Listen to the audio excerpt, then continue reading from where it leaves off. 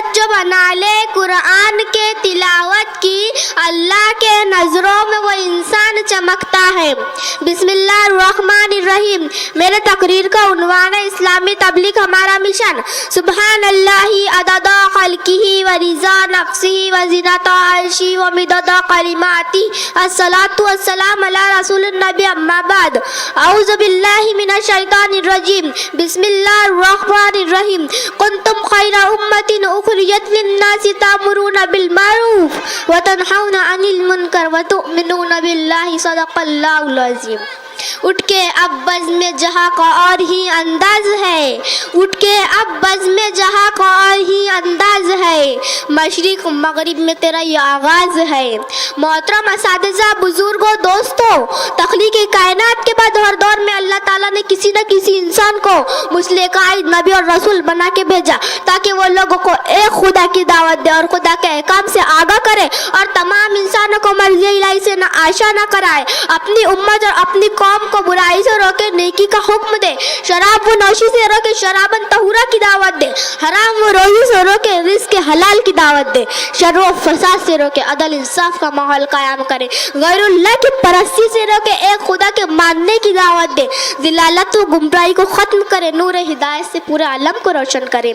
نبوت کا سلسلہ حضرت آدم علیہ السلام کے زمانے سے لے کر شروع ہوا، حضرت محمد صلی اللہ علیہ وسلم پر ختم کر دیا گیا، لیکن برائیاں تو قیامت تک پائی جاتی رہیں گی، شر و فساد کا وجود تو قیامت تک باقی رہے گا۔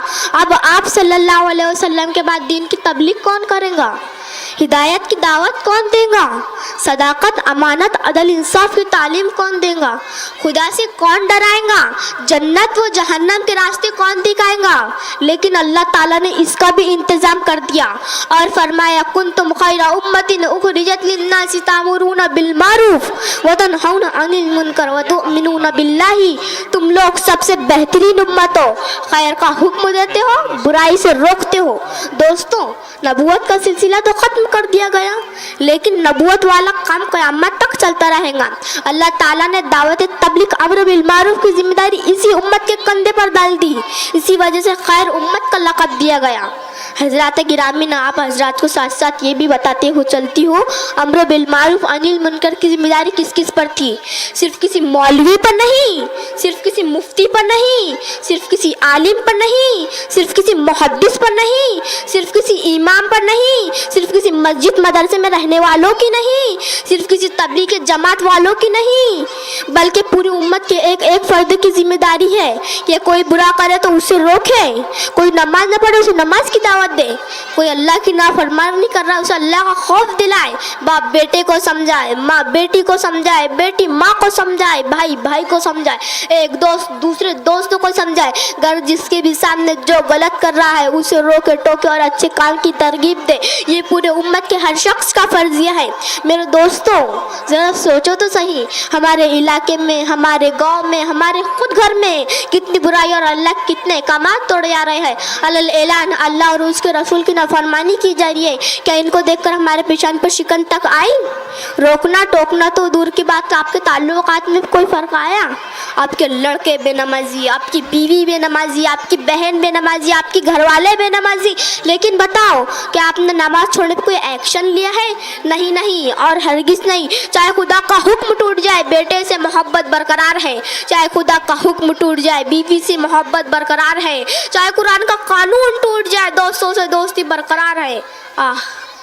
کتنے دکھ اور افسوس کی بات کہ ہمارے سامنے کوئی برائی ہو اور ہمارے زبان میں جنبش تک نہ آئے، اور ہمارے سامنے رسول صلی اللہ علیہ وسلم نافرمانی کرے اور ہمارے بدن میں کپکپار طاری ہو، اور ہمارے بدن میں کپکپار طاری ہو، اور ہمارے سامنے رسول صلی اللہ علیہ وسلم بد زبانی کرے اور ہمارے خون میں جوش پیدا ہو، اور ہو بھی کیسے؟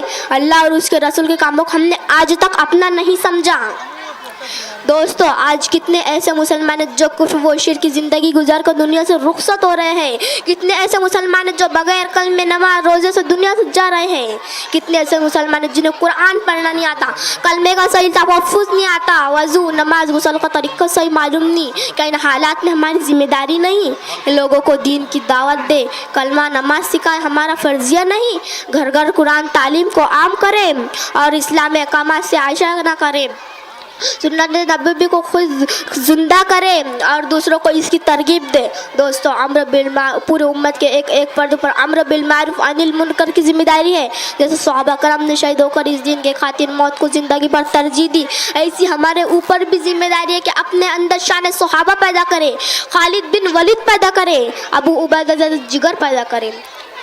इसलिए आइए हम सच्चा वादा करें और अहद करें, हलहान में दीन की दावत देंगे, इस्लामी तबलीग करेंगे, लोगों को मस्जिद में बुलाएंगे, मस्जिदों को आबाद करेंगे, जितनी भी हालातें आए, जितनी भी मुसीबतें का सामना करना पड़ेगा, सब कुछ बर्दाश्त करेंगे, मगर दीन की तबलीग करना नहीं छोड़ेंगे। हर हाल में दीन की तबलीग करना हमारा मिशन होगा। खल्क़ पर तैफ रहे, सीने में जल्लाद रहे, लब पे तेरा नाम रहे, दिल में तेरी याद रहे। अल्लाह ताला हम तमाम मुसलमानों को दीन की खिदमत के लिए कबूल फरमा और हमारे कोताहियों को माफ़ फरमा। आमीन। व आखिर दावाना अल्हम्दुलिल्लाहि रब्बिल आलमीन। अस्सलामु अलैकुम व रहमतुल्लाहि व बरकातुहू। माशाअल्लाह, सादिया की हिम्मत और हौसले को देखकर ये कह सकते हैं अल्लाह तबारक व तआला सादिया को दिन दुगनी रात चुगनी तरक्की अता फ़रमाए। उसकी जुरातों को सलाम। रख हौसला मंज़र भी आएगा, रख हौसला मंज़र भी आएगा, प्यासे के पास चलकर ख़ुद समंदर भी आएगा। थक कर मत बैठ जा ए मंजिल के मुसाफिर, मंजिल भी मिलेंगी और मिलने का मज़ा भी आएगा। मुबारक भाई की तरफ से सादिया को 100 रुपये, मुज़फ़्फ़र भाई की तरफ से तमाम तलबा को 100 रुपये,